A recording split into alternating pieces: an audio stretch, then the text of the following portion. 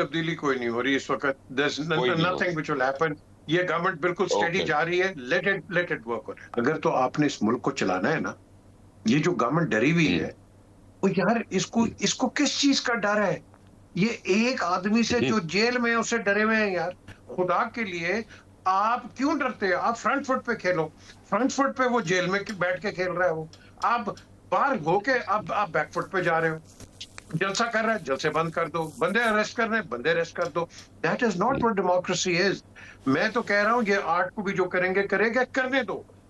जब तक आप इमरान खान से डायरेक्ट बात नहीं करोगे, आप इसी पीजे मीर एक पाकिस्तानी सियासत की तरह बात कर ले। मैं यहाँ पे मुझे काफी लोग बता रहे हैं, असल में इंटरेस्ट पड़ा है सुहेल बड़ाई साहब के जो कॉलम था ना वंडर बॉय, उसके बाद तो वंडर बॉय तो आए ना आए, लेकिन लोग कन्विंस्ड हैं कि काबीना में कुछ चेंजेस हो रही हैं। खासतौर पे लोग कहते हैं कि जी वफाकी वजीर खजाना जो है उनसे हुकूमत खुश नहीं है, तो वो उनकी तब्दीली हो सकती है। इसी तरह कुछ और वजीर हैं, प्राइवेटाइजेशन पे तो अलीम खान देख रहे हैं, और भी हैं बहरहाल गुजरा।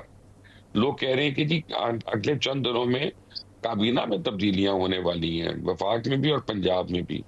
आपके पास कोई इतलात है ऐसी? देखें, औरंगजेब को ये नहीं हटाएंगे। वो एक बहुत कॉम्पिटेंट हम्म आदमी है, एक बैंकर हैं।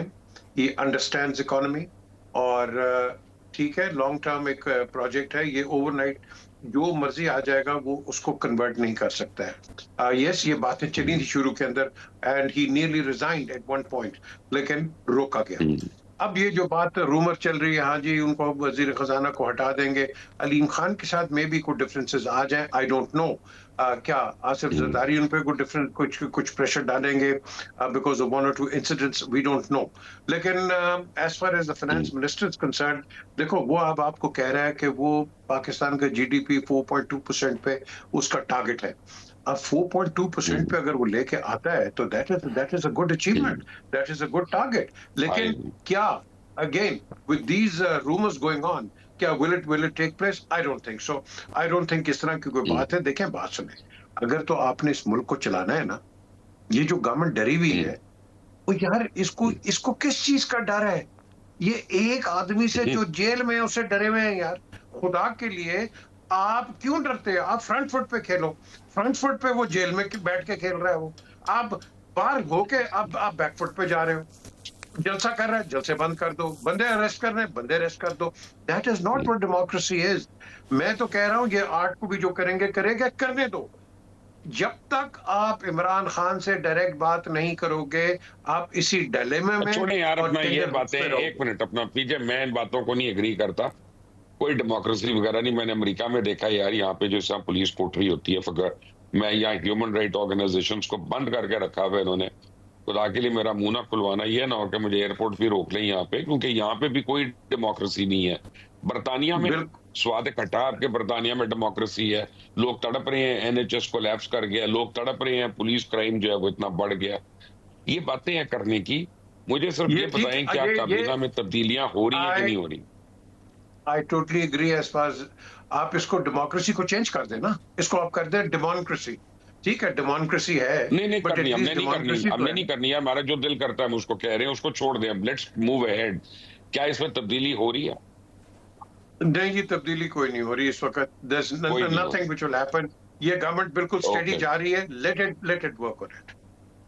ओके। जावेद चौधरी साहब, बात यह है कि गवर्नमेंट स्टडी जा रही है, सब अच्छी बात है, लेकिन बिजनेसमैन का जो इन्वेस्टर जो कॉन्फिडेंस है वो फिर उतना नहीं आ रहा, क्योंकि SIFC कोई खातिर खा हमें फिगर्स नहीं दे सकी है। कई वजूहत हो सकती हैं उसकी, लेकिन यहाँ पे जब मैं लोगों से बात करता हूँ वो कहते हैं जब तक नैब आपके मुल्क में है हमने नहीं इन्वेस्ट करना। क्या करें इसका? देखिए, नैब टाइप इदारे तो पूरी दुनिया के अंदर हैं जी। कौन सा ऐसा मुल्क है जिसके अंदर करप्शन को ख़त्म करने के लिए इदारे मौजूद नहीं? क्या अमेरिका के अंदर नहीं है, यूरोप के अंदर नहीं है, हम्म इंडिया के अंदर नहीं है? दुनिया के हर जगह पे होते हैं जी।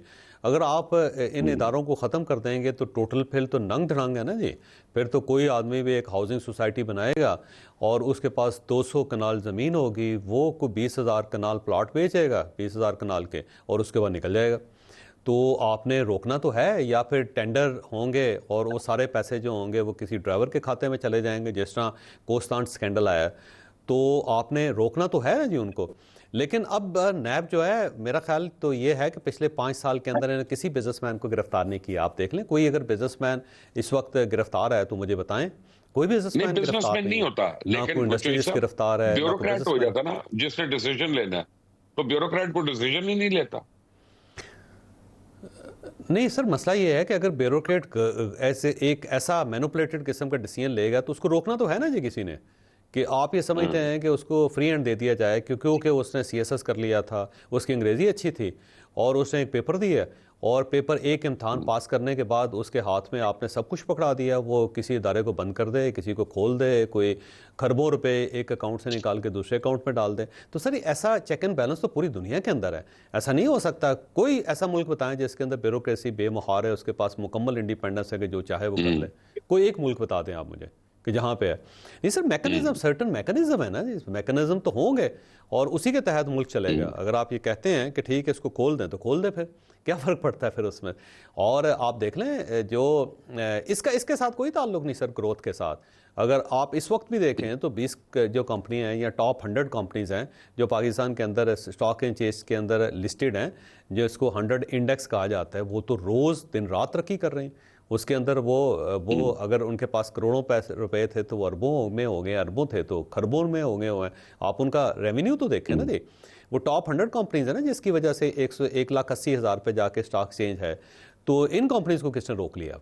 वो भी तो नहीं, प्रोग्रेस लेकिन कर रहे मैं हैं उस ना पे सर, डिविडेंड्स भी उस दे रहे पे हैं लोगों को। इशू है वेरी क्विकली पीछे मीर, क्योंकि 2-3 मिनट रह गए हैं। और वो ये है कि 29 सेक्टर्स हैं स्टॉक एक्सचेंज के, लेकिन सिर्फ 4 सेक्टर्स जो हैं उनमें ग्रोथ है या टर्नओवर है। वो जिसमें गैस ले लें, ऑयल ले लें, या और ऐसी चीजें, वो 4 सेक्टर्स हैं, 5 सेक्टर्स हैं जहाँ पे हाई हाई टर्नओवर हो रहा है। तो बाकी 22 सेक्टर्स में तो टर्नओवर नहीं हो रहा स्टॉक मार्केट में। तो is that a true indicator of the economy? No, it is not a true indicator at all, because जो जिन सेक्टर्स की आप बात कर रहे हैं, will it affect the common man on the street? आप आदमी को देखो ना यार, हम बातें करते हैं अब मैक्सी पॉलिटिक्स। आप माइक्रो पे जाओ ना, माइक्रो के अंदर आपका गरीब मर रहा है, उसके पास तनख्वाह कोई नहीं है, गरीब का कोई पूछने वाला कोई नहीं है, एजुकेशन इतना ऊपर है, आगे कहाँ जाएंगे आप? हम बात कर रहे हैं मुबशर 1 साल 2 साल की, बात करो 50-60 साल की। आपने और मैंने तो चले जाना है, लेगेसी क्या हमने छोड़ के जानी है? आप इस चीज को देखो, are we working on that? जो आ रहा है वो सिर्फ 2 या 3 साल का प्लान लेके आ रहा है, but not something which we will talk about in the next 50 to 60 years। उसकी कोई बात ही कोई नहीं है। ठीक है, तो जब आप 4 सेक्टर्स की ठीक, बात कोई कर रहे बात ही हैं, नहीं। That is not good.